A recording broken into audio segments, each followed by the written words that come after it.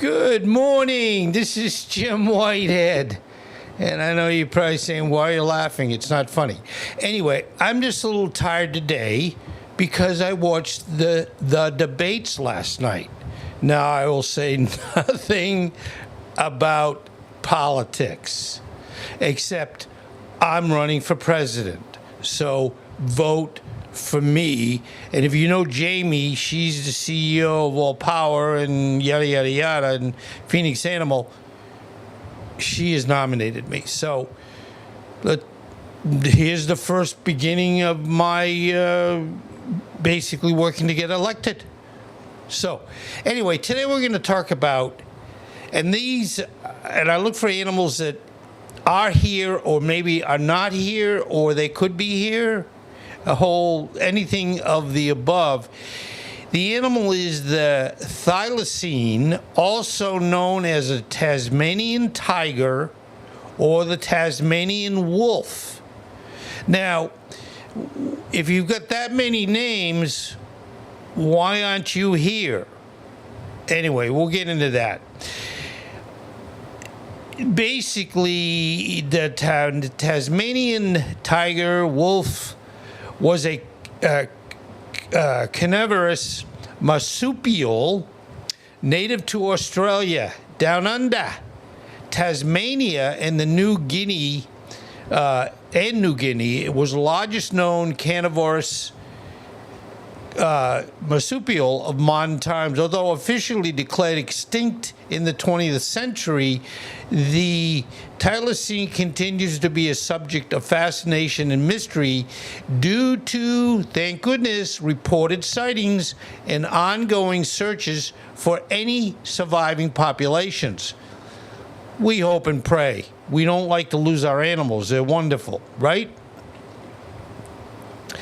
How can you lose something so cute as that? How can you lose it? You can find it, right? If you lose it, you find it. Okay. The Thylacine had a long, excuse me. And again, I am a little tired, I'm old, and I stayed up later than I usually do. It has a dog-like appearance. I love dogs. I love cats. I love the Thylacine. The appearance with some feline features. It has a slender build, a long snout, and a stiff tail. Interesting with noses. My little Jamie has a little nosy, kind of like mine in a way, because we're related. But when we talk about animals that have either short or long nose, what it comes down to, the longer the nose, and I don't mean Pinocchio, the longer the nose, the better their sense of smell, which makes sense. You get a longer nose, what you're breathing in has much longer receptor recognition of what the heck you're looking at. Anyway, and it has a stiff tail. Its fur was short with sandy brown coloration and distinctive black stripes across its back and tail, earning its nickname Tasmanian tiger. And again, you got to be careful on throwing all these names around because, again, I don't know if the tigers would be extremely offended because it's not technically a tiger. But because it's got stripes, you go, ooh, we're going to call it a tiger. Do I have stripes? Are you going to call me a tiger? Well, I've been called a tiger many years ago, but despite the name wolf, it was a marsupial and not related to canines. Adult Thylacines measured about 100 to 130 centimeters. That's 39 to 51 inches long, with the additional 50 to 65 centimeters with the tail. They stood around 60 centimeters, 24 inches tall at the shoulder, and weighed approximately 15 to 30 grams, 33 to 66 pounds. And those are, the English versus metric. And I've said this before, we never should have stuck with the English. We're only two countries in the world, I think it's Estonia in the United States, that still talks in the English system. We're English, but that doesn't mean we have to stick with what I would call an inefficient system of measures. Okay, the Thylacine was nocturnal, means only at night, and semi-nocturnal, meaning it was primarily active during the night and twilight hours. It was known to be a solitary hunter, preying on small animals such as kangaroos. I hate this when you have to get into these animal things. Small animals such as kangaroos, wallabies, birds, and possibly livestock in later years.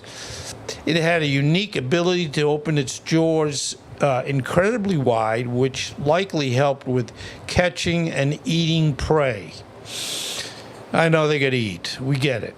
The habitat inhabited the forests, grasslands, and wetlands of Tasmania. It had once been widespread across mainland Australia and New Guinea, but was likely driven to extinction on the mainland due to competition from humans and introduced species like dingoes. By the way, most of my content creation, and this is not sponsored. I don't have any sponsors yet. But anyway, I am a Rode guy, RODE. My mics, what I stream to, headset. I can go on to a lot of different things. It's all based on Rode. And they have good equipment. It works. And it just works. You like to have something that works, right? So anyway, moving on. Okay, European settlers regarded the Thylacine as a threat to livestock, particularly sheep, and bounties were placed on its head in the 19th and 20th centuries. These bounty systems, combined with habitat destruction and diseases, introduced European settlers, they were settlers in Europe, contributed significantly to the Thylacine's rapid decline. I mean, this is an animal that I would have as a pet, and I'd have two just so they had a friend. Okay, the last known Thylacine died in captivity in the Beaumaris Zoo in Hobart, Tasmania, on September 7th, 1936. The exact death was a combination of neglect and exposure to cold weather. I wish I hadn't read that. This day, Thylacine Day, now serves as a reminder of the species' extinction. In 1986, the Thylacine was officially declared extinct by the IUCN, International Union for Conservation of Nature, after exhaustive searches failed to find any surviving individuals in the wild. Now, one thing I will say, animals aren't stupid. And they're like, my heavens, I just had 3 cousins and they got whatever. So I'm going to not be found.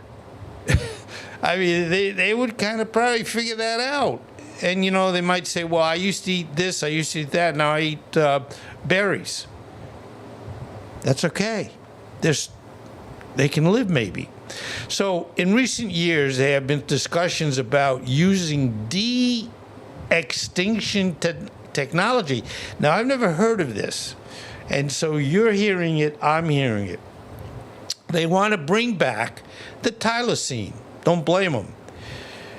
Similar to efforts being explored for other extinct species like the woolly mammoth. I'm not trying to make this long, but the neatest thing, I learn new things every day. And that's why I do this channel.